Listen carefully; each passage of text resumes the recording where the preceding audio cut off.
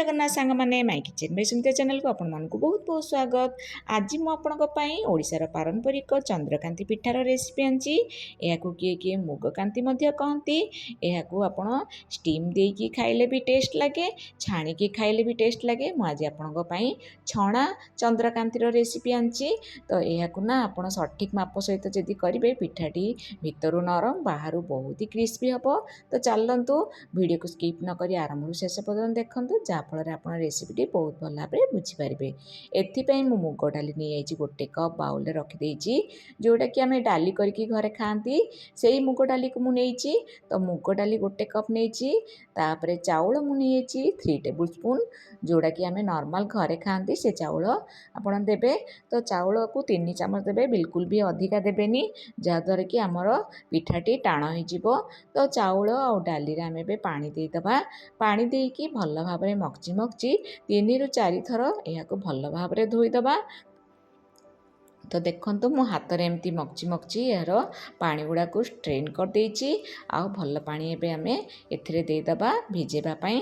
तो मुग डाली रे पानी दे देछि तापर एबे चाउल रे मध्य आमे पानी देदबा देकी एहाको आमे 4 ରୁ 5 घंटा पर्यंत प्लेट घोड़ेकी भिजेबा को छाड़ीदबा। तो भिजी सारा पर 4 ରୁ 5 घंटा पर मु आपनको देखौछि। तो 4 ରୁ 5 घंटा पर्यंत भिजे सारा पर देखंतु मु प्लेट खोलिकी देखौछि। तो देखंतु हमर मुग डालीटी बहुत भल भाव में बतुरी जाइछि आ चाउल मध्य भल भाव में बतुरी जाइछि।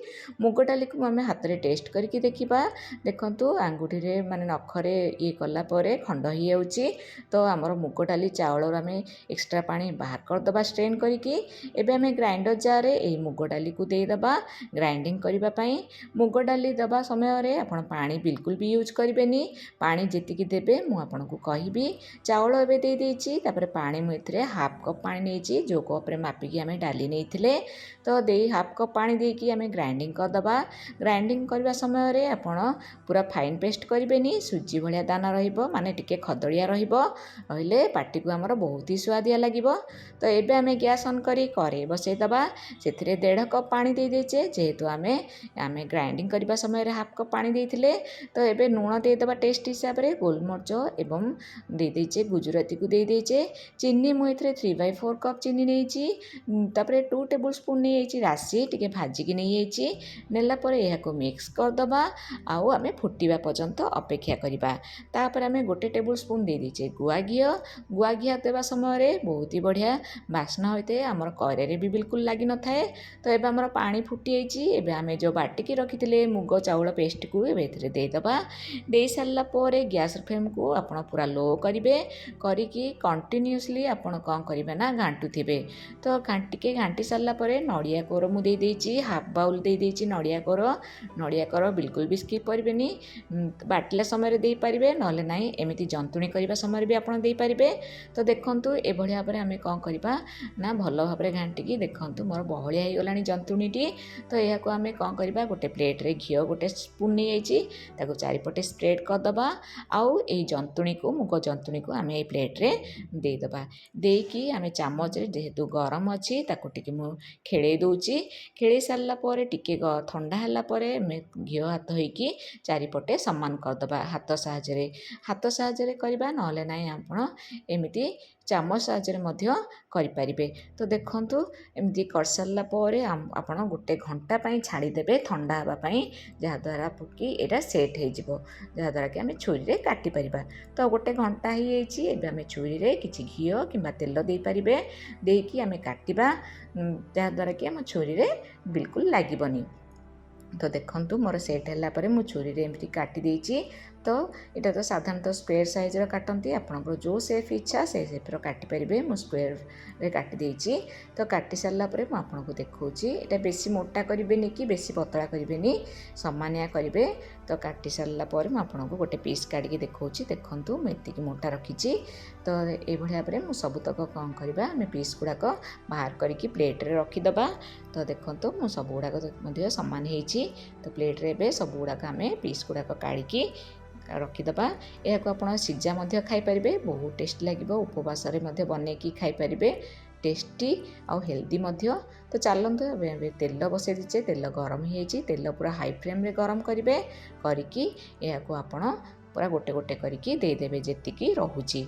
तो दे सारा पर आपण कौन करेंगे ना टिके हैला परे 5 ରୁ 7 मिनट हैला परे आपण उल्टेबे।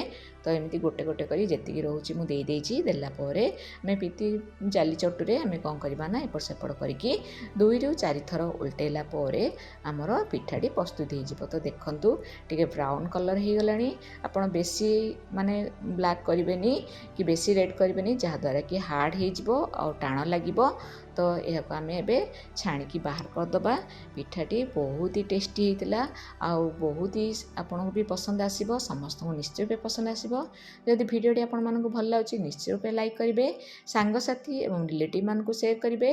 जदि मो चैनल को एपर्यंत सब्सक्राइब करना ताले निश्चित रूपे सब्सक्राइब करदेबे और सब्सक्राइब बटन पाखे थिबा छोट बेल आइकन को प्रेस करदेबे जहाँ द्वारा मोर सब नया वीडियो नोटिफिकेशन आपण पाखे सर्वप्रथमे पहुँची पारिबो। तो देखंतु एमिति आमे छाणिकी गोटे सेट मु बाहर कर देछि आ गोटे सेट मध्ये पकेइथिली ताकु मध्ये आमे बाहर करिकी आमे गोटे टिश्यू पेपर रे रखिदबा जहाँ द्वारा कि हमर एक्सेस ऑयल गुडाक टिश्यू पेपर रे रहि जिवो। एहाको आपण 7 ରୁ 8 दिन पर्यंत रखिकी खाई परिबे, बिल्कुल भी खराब हेबनी, बहुत टेस्टी लागिवो, समस्त निश्चित रूपे पसंद आसीबो। तो देखंतु आमे सर्विंग प्लेट को बाहर कर देइछे। मोर प्रस्तुत हो गला चंद्रकांति पिठा। तो देखंतु मोर छणा चंद्रकांति पिठा प्रस्तुत हो गला। मुझे जदि इंस्टाग्राम फेसबुक रे देखुचंदी सुमित्रा मिश्र मोर आईडी निश्चित रूपे फॉलो करेंगे। देखो आपको यार साउंड भी शुणुची केते क्रिस्पी होइची। तो देखो सांग मैंने आपन को खंड कर देखौची बाहर पटटा बहुत ही क्रिस्पी भीतरटा बहुत ही नरम। तो करंतु आ केमिति लागिला मते निश्चित रूपे कमेंट माध्यम जनइबे। आ जदि मोर वीडियो आपण मानक भल लाଗୁची निश्चित रूपे लाइक शेयर सब्सक्राइब कर देबे। जो माने न्यू माने आछंदी माने चैनल को से माने निश्चित रूपे सब्सक्राइब करके जिबे। जय जगन्नाथ, धन्यवाद।